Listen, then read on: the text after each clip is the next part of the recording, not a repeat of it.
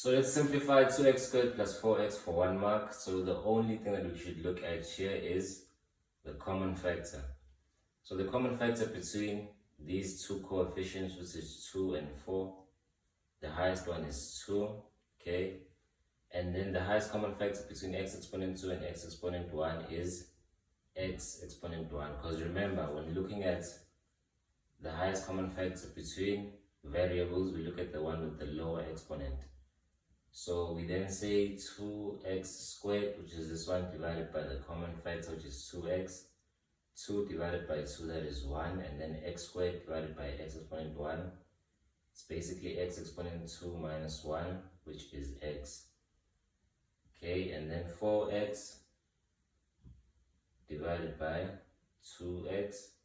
4 divided by 2, that is 2, and then these x's, they cancel each other out. So plus 2. And then you are done. Let's simplify for 3 marks. 3p minus 2 times 9p squared minus 6p plus 4. So the first step is to multiply 3p in the smaller brackets with every term in this bracket. So you're going to say 3p times 9p squared. So 3p multiplied by 9p squared. And then 3p times negative 6p. Okay, so plus 3p multiplied by negative 6p, and 3p times negative 4, so plus 3p times positive 4. And then again, you're going to multiply negative 2 with every term in this bracket, so negative 2 multiplied by 9p squared, negative 2 times 9p squared, plus negative 2 times negative 6p, negative 2 times negative 6p, and then plus negative 2 times positive 4, okay? So 3p times 9p squared, so it's first going to be 3 times 9, which is 27, and then p times p squared, you're going to add the exponents, so it's going to be p exponent 3. And then positive times negative, you get a negative. And then 3 times 6, that is 18. And then p times p, you get p squared. 3 times 4, that is positive 12. Okay. And then p times 1 is simply p. And then negative times positive, it's negative. Okay. And then 2 times 9, that is 18. P squared, okay? Negative times negative, it's positive. 2 times 6, that is 12. P. Negative times positive, that is negative, okay? And then 2 times 4, that is 8. And then you check if you have any common factors. Sorry, if you check if you have any like terms, not common factors. Like terms, which basically means terms that look the same, okay? So 27p cubed does not have a like term. 18p squared has a like term.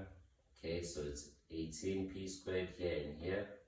So negative 18 minus 18, it's going to be negative 36p squared.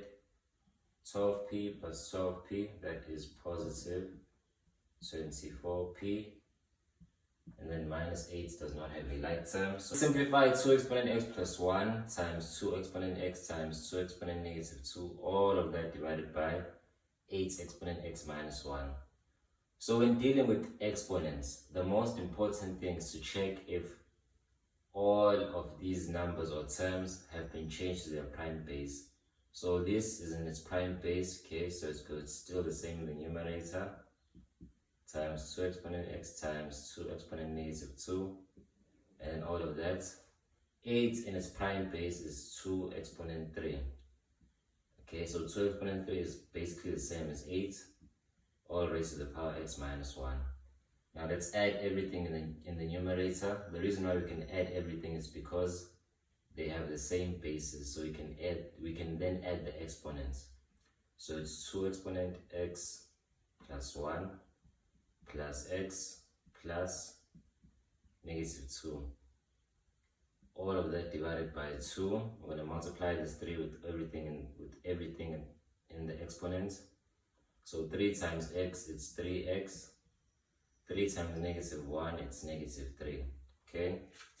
And then from there we can then say 2x plus x, that is 2x. Okay? And then 1 plus negative 2, it is negative 1. All of that divided by 2 exponent 3x minus 3. Okay, and then from there we can then say 2 exponent 2x minus 1, subtracted with the exponents in the denominator. The reason why we can do that again is because they have the same bases. Now, since the bases are the same and it's in division, we then subtract the exponents. It's opposites of multiplication, okay? So 2 exponent 2x minus 1 minus 3x plus 3. Okay, so negative times 3x became negative 3x, negative times positive, negative times negative 3 became positive 3. 2x minus 3x, that is negative x, and then negative 1 plus 3, that is positive 2. So that is the final answer. So let's factorize 3x squared minus 3 for 2 marks, okay? So the common factor between these two terms, we can see that it's 3, okay? Because 3 is present in both terms, in 2. So it's 3x squared divided by the common factor of 3. So these are going to cancel each other out. You're going to be left with x squared, okay? So it's going to be x squared in the brackets. Again, negative 3 divided by 3. It's going to be negative 1. But we are not done. We can see that this is actually a difference of 2 squares. So we can then say x plus 1 multiplied by x minus 1. How did we get this x plus 1 and x minus 1? Okay, so in dealing with 2 perfect squares, it's actually the square roots of x squared. Gives us x, okay, which is these 2. And then the square roots of positive 1, it's plus or minus 1. So it's plus 1 minus 1. So that's how we get x plus 1 and x minus 1. Then you have fully factorized this question. So this is the final answer. So for 3 marks, let's factorize x minus 2y minus ax plus 2ay. Okay, so this has been grouped for us properly. So let's leave it like that for now. And then over here, we can see that the common factor here is positive a. So let's then say positive a into negative ax divided by a, it's negative x, okay? And then let me just show it on the side. So it's negative ax divided by the common factor, which is a. So a and a will cancel each other out, and then you're going to be left with negative x, which is this one, okay? And then it's going to be positive 2ay divided by a. 2 divided by 1 is 2. A divided by a cancels each other out, so you're going to be left with y. So it's positive 2y. But we can still manipulate this and change it to look something like that, okay? So x minus 2y. Over here, in order for it to look like this term over here, we have to take out a negative 1. So negative 1 outside, it's going to be positive a times negative 1, it's going to be negative a, and then into negative x divided by negative 1, it's x, which is positive x, okay? And then 2y divided by negative 1, it's negative 2y. Now we're getting closer to the answer. We can then see that this term is present here and it's present over here, okay? So it's x minus 2y as our common factor. Now let's then say x minus 2y, which is this one, divided by x minus 2y, what do we get?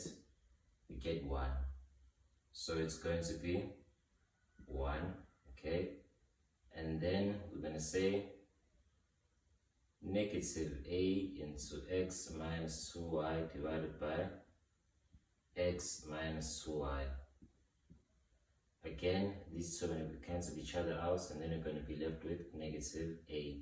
So in this bracket, it's going to be 1 minus a. So this is the final answer.